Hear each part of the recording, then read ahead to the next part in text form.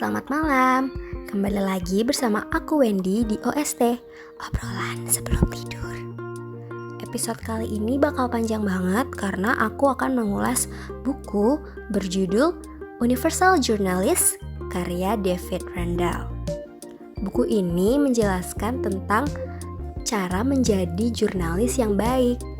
Nah, aku akan membagi penjelasannya dalam 4 bagian. So, jangan tidur dulu ya. Bagian pertama, jurnalis dan berita. Dalam dunia jurnalistik, jurnalis atau reporter adalah pahlawan. Tapi bukan seperti Iron Man atau Superman loh ya. Jurnalis itu tugasnya membantu masyarakat dalam mendapatkan informasi dan kebenaran. Bisa dikatakan, jurnalis melindungi hak para kaum minoritas untuk bersuara dan berdemokrasi. Wih, hebat ya. Eits, tapi untuk menjadi jurnalis yang sukses itu tidak asal-asalan loh. Karena seorang jurnalis harus memiliki sikap dan karakter yang baik. Sikap apa aja sih yang harus dimiliki seorang jurnalis? Seorang jurnalis harus memiliki indera berita, yaitu semacam indera keenam seorang jurnalis untuk menangkap berita yang menarik dan bernilai. Indera berita ini ada supaya jurnalis bisa menyajikan cerita atau berita yang bagus dan setimpal dengan waktu pembuatan yang dihabiskan. Jadi ya supaya kamu tidak menyajikan berita yang sia-sia. Kemudian seorang jurnalis harus teliti dalam mencatat setiap detail dari informasi ataupun perkataan narasumber. Tidak boleh ada yang terlewat karena setiap informasi itu penting. Selanjutnya, seorang jurnalis tidak boleh gampang menyerah. Kalau telepon gak diangkat sama narasumber, lantas bukan berarti jadi murung di sudut kamar karena seorang jurnalis harus bisa mencari cara lain untuk mendapat informasi secara legal. Lalu, tidak boleh asal membuat asumsi dan berprasangka dalam menulis berita, karena jurnalis itu memberi kebenaran dan mengedukasi rakyat. Jadi, tulis saja yang kamu ketahui, bukan yang kamu pikir kamu ketahui. Jurnalis juga harus memiliki kecurigaan terhadap setiap sumber loh. Hal tersebut agar seorang jurnalis dapat mengungkap motif, sumber, dan kebenaran.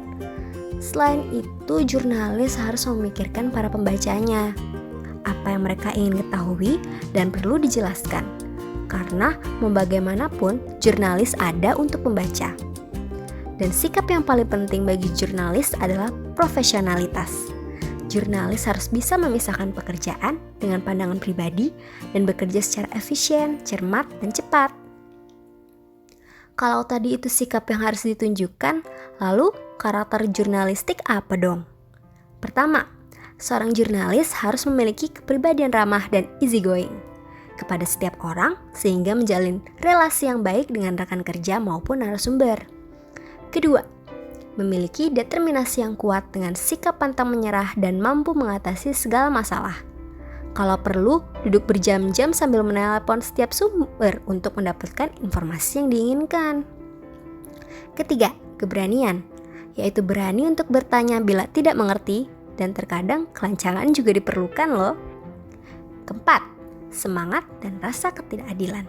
Maksudnya, seorang jurnalis harus bisa menangkap ketidakadilan yang dirasakan masyarakat untuk disuarakan. Kelima, antusias dalam bekerja dan mencari berita, seperti datang cepat saat akan rapat hingga lembur untuk mencari informasi. Dan yang terakhir adalah rasa ingin tahu yang tinggi. Seorang jurnalis harus merasa tertarik pada setiap hal dan mencari tahu bagaimana hal itu bisa terjadi. Dan yang terpenting, tidak berhenti untuk bertanya. Jurnalis tak ada artinya tanpa berita. Begitu juga sebaliknya. Berita adalah tulisan berupa informasi yang tak biasa, baru, tak pernah diketahui sebelumnya, krusial, dan menarik bagi pembaca. Kadang berita gosip perceraian artis lebih menarik dibanding berita politik. Ini karena berita tidak hanya mengenai informasi yang berdampak pada kepentingan masyarakat, tapi juga apa yang menarik perhatian rakyat. Untuk menjadi sebuah berita yang baik, ada beberapa nilai berita yang terkandung di dalamnya. Dalam berita harus mengandung unsur kebaruan, tak biasa, tak pernah diketahui sebelumnya dan menarik secara umum. Berita harus bisa membuat pembacanya merasa kagum dan terkejut dengan informasi yang menarik itu. Karena itu, ada beberapa hal yang perlu diperhatikan supaya seorang jurnalis bisa menghasilkan berita yang bagus. Sebut saja sebagai faktor nilai berita. Faktor yang pertama adalah subjek, seperti subjek atau topik apa yang akan ditulis. Semua subjek itu sama, tapi ada beberapa yang lebih bernilai. Sebut saja subjek kriminal lebih menarik dibandingkan kesehatan. Faktor yang kedua adalah fashion berita. Maksudnya bukan berita tentang dunia pakaian ya, melainkan mengenai subjek yang akan menjadi fashion atau pusat perhatian dalam waktu yang cukup lama. Biasanya topik ini mengenai selebriti dan lifestyle. Faktor ketiga adalah pengembangan, di mana pengembangan keunikan suatu cerita menjadi intinya. Kalau nilai keunikan dalam pengembangannya rendah, berita mudah dilupakan. Faktor keempat adalah sumber. Sumber akan semakin berkembang tergantung dari mana ia didapatkan. Semakin dapat diandalkan sumber dengan subjek berita akan semakin meyakinkan. Faktor kelima adalah pengetahuan. Maksudnya beberapa banyak orang mengetahui tentang perkembangan suatu berita. Nilainya akan semakin tinggi bila sedikit publik yang mengetahuinya dan semakin rendah bila banyak yang sudah mengetahuinya. Faktor keenam adalah waktu. Waktu sangat penting karena semakin lama memberitakan suatu perkembangan berita, semakin rendah nilainya. Faktor ketujuh adalah pembaca, yang meski tidak berhubungan langsung dengan berita yang diceritakan, tapi tetap menjadi faktor nilai berita. Berita yang ditulis seorang jurnalis harus mengikuti pengetahuan dari pembaca. Maksudnya, jangan menulis berita yang mempengaruhi, tapi yang mengedukasi. Faktor ke-8 dan yang terakhir adalah konteks. Nilai dan perkembangan suatu berita akan berbeda tergantung konteksnya. Misalnya, banjir yang terjadi di Jakarta tidak bernilai tinggi bagi masyarakat Papua. Bagian 2, asal berita. Pasti kalian banyak yang bertanya, dari mana asalnya sebuah cerita untuk berita? Jawabannya, cerita bisa datang dari mana saja secara tiba-tiba, dan tugas jurnalis hanya melakukan riset dan memproduksi berita yang baik. Tapi ada juga berita yang muncul karena terus digali oleh seorang jurnalis yang tahu harus mencari berita macam apa dan memiliki indera berita. Selain itu, untuk mendapat berita yang bagus, seorang jurnalis harus memiliki determinasi yang kuat untuk terus menggali informasi dan banyak bertanya ke narasumber. Triknya sih, jurnalis juga harus banyak berkeliaran untuk mendengar banyak cerita, menjalin koneksi sebanyak-banyaknya, dan membangun relasi kepercayaan dengan sumber-sumber yang sudah ada. Hal ini supaya jurnalis dan sumber memiliki hubungan yang cukup dekat. Siapa tahu salah satu sumber bisa memberikan berita yang bagus. Untuk mendapat berita yang digali dengan baik, tentu seorang jurnalis harus melakukan riset terlebih dulu untuk mengetahui cerita apa yang ingin digali dan di mana mendapatkannya. Dasarnya harus mencari 5W 1H. What, where, when, who, why, dan how. Tapi itu saja tidak cukup. Seorang jurnalis harus bisa mencari informasi yang lebih detail dan mendalam, serta latar belakang dari suatu cerita. Misalnya, kronologi terjadinya suatu kecelakaan, jumlah korban, waktu terjadinya kecelakaan, dan seterusnya. Meriset suatu latar belakang cerita seperti konteks dan keadaan yang relevan akan suatu cerita juga penting yang bisa dijadikan analogi atau perbandingan dari suatu subjek. Lalu, bagaimana cara kita mendapatkan informasinya? Seperti yang sudah dijelaskan sebelumnya, jurnalis berkeliaran untuk mencari koneksi. Nah, koneksi ini bisa menjadi batu loncatan jurnalis untuk mendapatkan narasumber potensial yang mendukung riset cerita itu. Selain sumber manusia, ada sumber lain seperti sumber cetak dan sumber online. Sumber cetak itu seperti buku referensi dan koran. Bagi jurnalis, buku biasanya untuk memeriksa pengejaan, memberi fakta-fakta dasar, menyuplai nama-nama narasumber potensial, dan menyediakan fakta sejarah suatu cerita. Selain buku, koran juga bisa menjadi sumber. Umumnya, jurnalis akan mengutip dari berita yang ada di koran lain bila terdesak akibat kurangnya sumber yang memadai. Sumber terakhir pasti pada tahu dong. Di era digital ini, Mr. Google dan internet juga menjadi salah satu sumber riset berita loh. Tapi karena banjir informasi, sumber-sumber yang ada di internet belum sepenuhnya bisa dipercaya. Sama seperti sumber lain, jurnalis harus mencurigai sumber dari internet dan jangan hanya mengandalkan satu sumber saja. Cari sumber sebanyak-banyaknya. Nah, tadi ada riset yang didapatkan melalui narasumber. Tindakan ini bisa disebut sebagai wawancara. Tujuannya untuk mendapatkan informasi. Wawancara bisa dilakukan secara langsung atau tatap muka dan secara tidak langsung, seperti melalui email dan chat. Mungkin kalian berpikir wawancara itu gampang karena tinggal tanya aja. Jelas tidak semudah itu, karena narasumber yang akan kita tanya itu memiliki sifat yang berbeda-beda. Ada yang nyaman-nyaman aja, ada yang takut kalau ditanya jurnalis, dan ada yang sulit untuk didekati. Untuk menghadapi narasumber yang sudah nyaman atau yang masih tidak nyaman itu tidak sulit. Biasanya seorang jurnalis tidak menyebutkan namanya itu sesi wawancara, tapi hanya sekedar berbincang untuk mengurangi ketegangan yang dirasakan narasumber. Kemudian pertanyaan yang diajukan singkat-singkat saja, agar narasumber bersedia menjelaskan jawabannya sendiri. Tapi jurnalis juga tidak boleh lupa untuk melakukan riset. Misalnya nih, pertanyaan seperti, kemudian apa yang terjadi? Anda tahu dari mana? Lalu? Nah, usahakan juga untuk bertanya dan mendapatkan informasi sebanyak mungkin. Tapi, mendengarkan penjelasan mereka dengan sesama ya. Dan yang paling penting, jurnalis harus memastikan nama dan posisi narasumber agar tidak terjadi kesalahan. Lalu, bagaimana cara menghadapi narasumber yang sulit dipahami dan tidak bersahabat saat wawancara? Jelas, seorang jurnalis harus terus gigih menghubungi narasumber itu. Kadang, jurnalis juga bisa mencoba untuk berpura-pura tahu lebih banyak, tapi bukan berbohong loh ya. Maksudnya, jurnalis tahu suatu fakta dan membutuhkan konfirmasi, tapi narasumber menolak untuk menjelaskan. Maka, jurnalis itu bisa bertanya, kenapa suatu peristiwa itu terjadi?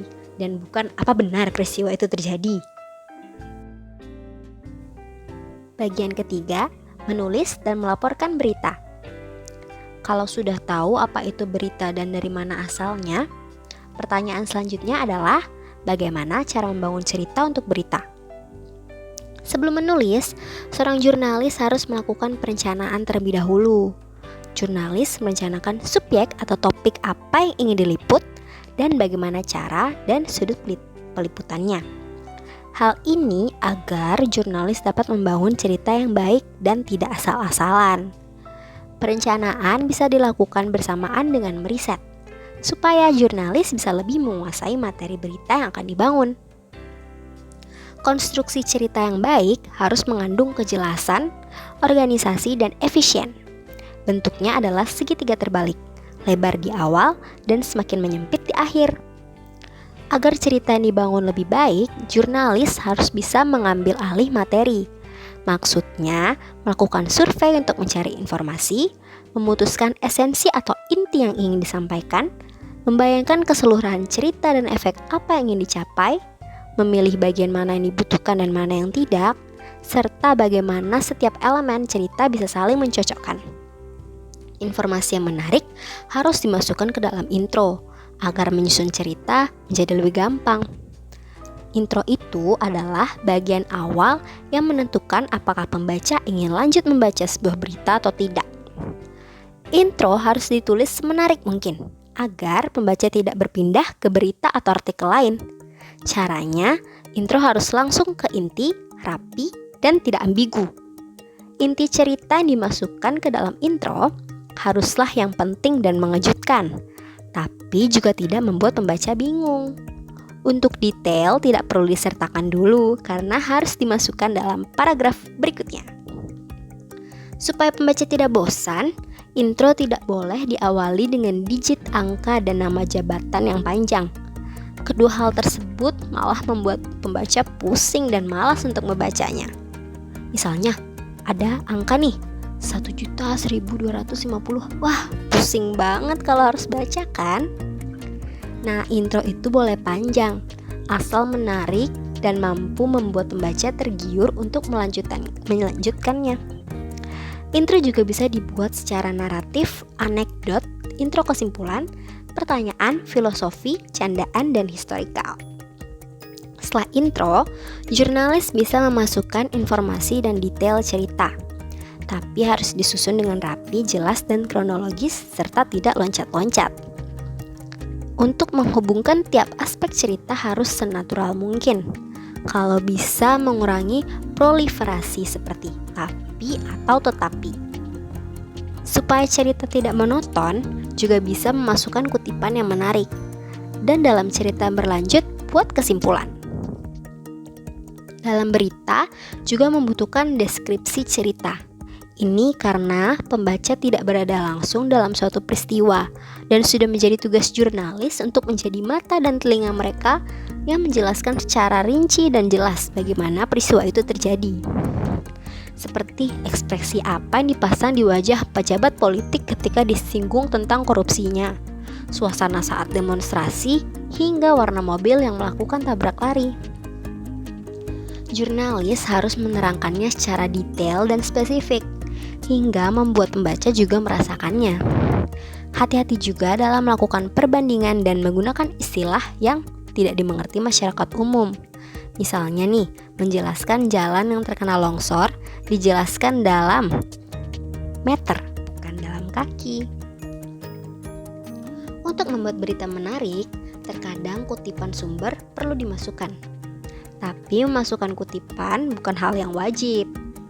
Kutipan biasanya dimasukkan jurnalis untuk menunjukkan karakteristik tertentu dari sumber, seperti keberanian, kekuasaan, kecerdasan, dan lain-lain. Mengutip bisa menggunakan kutipan langsung atau tidak langsung. Kutipan langsung menggunakan tanda petik dan mengutip setiap kata yang diucapkan sumber. Tapi bila sumber sempat ragu-ragu dan mengatakan tidak perlu dicantumkan. Cukup kutip bagian yang penting saja. Kutipan tidak langsung bisa digunakan ketika ucapan sumber akan membingungkan pembaca bila dikutip secara langsung. Oleh karena itu, jurnalis bisa merubah sedikit tata bahasanya untuk menghindari salah persepsi. Kutipan tidak langsung juga bisa dipakai bila sumber berbicara menggunakan dialek atau bahasa daerah yang sulit dimengerti khalayak. Informasi dan data dari berita tidak jauh dari angka dan statistik. Mungkin sebagian besar berita pasti akan melaporkan statistik. Untuk menulis statistik dalam berita, jurnalis harus berhati-hati dulu dalam menelusuri sumber data dan cara pengambilannya. Hal ini agar tidak menulis data yang sesat ke masyarakat. Misalnya, ingin mengambil data survei, harus tahu siapa yang melakukan survei, siapa yang menjadi objek survei atau sampelnya, bagaimana prosesnya, apa objek survei, paham dengan penelitian yang sudah dilaksanakan, dan seterusnya. Untuk menulis data statistik, seorang jurnalis juga harus bisa berhitung loh, supaya tahu cara menulis angka yang benar, seperti menghitung rata-rata dan persentase. Kalau melaporkan data statistik itu cukup membosankan, pelaporan berita investigasi lebih menarik. Pasti kalian berpikir, wih keren bahas kriminalitas, atau seru nih jadi detektif tapi jurnalis. Kedengarannya memang seru, tapi juga cukup membahayakan loh. Berita investigasi merupakan berita yang menginformasikan tindakan pelanggaran atau kelalaian yang buktinya masih samar, sehingga butuh investigasi dan penggalian informasi yang lebih dalam. Biasanya ada suatu rahasia di balik suatu peristiwa hingga harus diinvestigasi. Bisa saja melibatkan geng penjahat atau pengedar narkoba. Makanya, kadang investigasi itu berbahaya dan beresiko tinggi. Sebelum melakukan investigasi, seorang jurnalis harus terlebih dulu paham akan aturan mengenai akses informasi publik. Ini agar mudah untuk menemukan dokumen rahasia yang berhubungan dengan investigasi. Sekali lagi, riset juga sangat penting untuk dilakukan. Lalu saat melakukan investigasi, jurnalis harus mencatat segala dokumen dan informasi yang ia dapat. Lakukan juga wawancara ulang pada narasumber, karena bisa saja mereka mengingat atau mengetahui informasi baru. Biasanya investigasi ini berlangsung lama. Selain mencari dokumen dan wawancara narasumber, terkadang ada kalanya jurnalis harus melakukan penyamaran. Tapi ini biasanya dilakukan bila pelanggaran yang sedang diinvestigasi benar-benar serius dan butuh observasi langsung. Bisa saja jurnalis akan berada dalam bahaya bila ketahuan berbohong. Risiko lainnya, jurnalis malah terlibat dengan tindakan pelanggaran ketika sedang menyamar. Bagian keempat, etika jurnalis. Jurnalis tidak asal menulis berita, karena ada etika yang harus dipatuhi. Tujuan dari etika jurnalis adalah sebagai kompas moral yang mengarahkan jurnalis agar tidak menyimpang dari rute yang diinginkan, dan juga sebagai panduan dalam memproduksi berita yang aman dan kredibel. Etika dasar seorang jurnalis adalah memperlakukan orang lain, terutama narasumber, dengan baik. Kemudian, jurnalis itu independen, tidak menunjukkan kesetiaan pada narasumber, partai politik, kepentingan komersial, hingga pemilik media. Itu karena jurnalis bekerja untuk melayani kebutuhan pembaca akan informasi. Lalu, jurnalis harus menulis berita dengan pandangan terbuka dan jujur. Tidak boleh memasukkan prasangka dan diskriminasi kepada kelompok-kelompok tertentu. Jurnalis juga tidak boleh menerima bujukan atau suap untuk memberitakan sesuatu atau seseorang. Itu namanya bukan kegiatan jurnalistik, karena ada iklan tersembunyi di dalamnya. Atau bila ada yang meminta jurnalis untuk melupakan dan menekan suatu cerita demi pertemanan atau hubungan lainnya, juga tidak boleh diterima, karena itu sama saja dengan suap.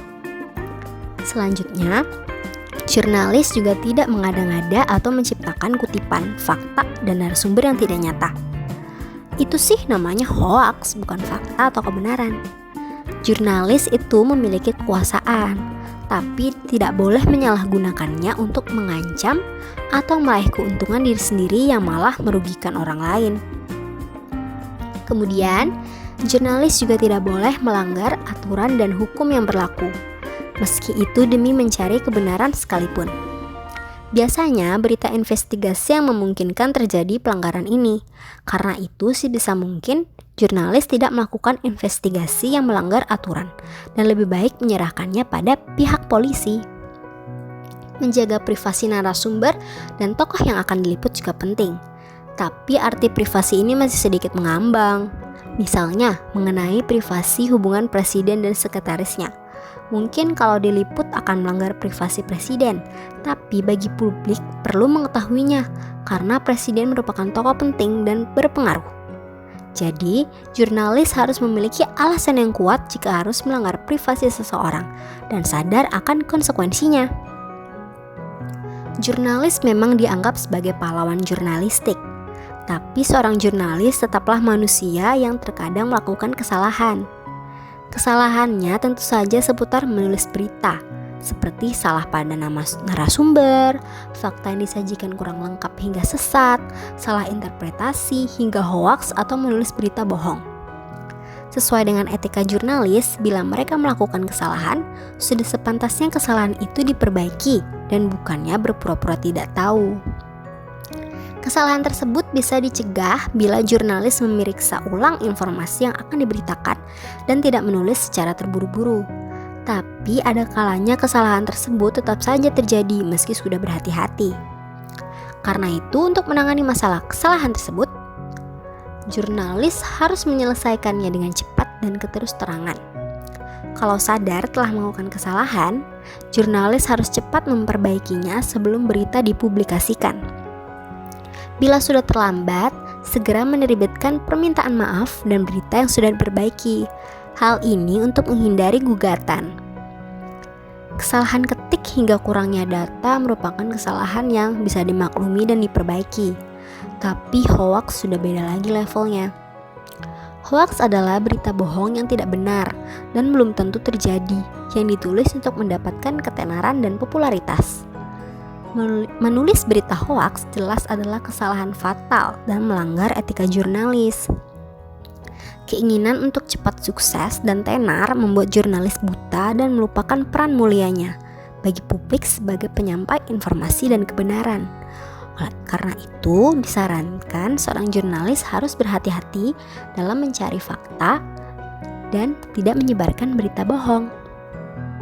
Nah, gimana dengan penjelasannya tadi? Untuk kalian yang bercita-cita menjadi jurnalis yang sukses dan baik, semoga ulasan tadi membantu kalian ya. Semangat untuk menggapai cita-citanya. Nah, karena sekarang sudah malam, ayo kita tidur. Kalau begitu, terima kasih dan sampai jumpa.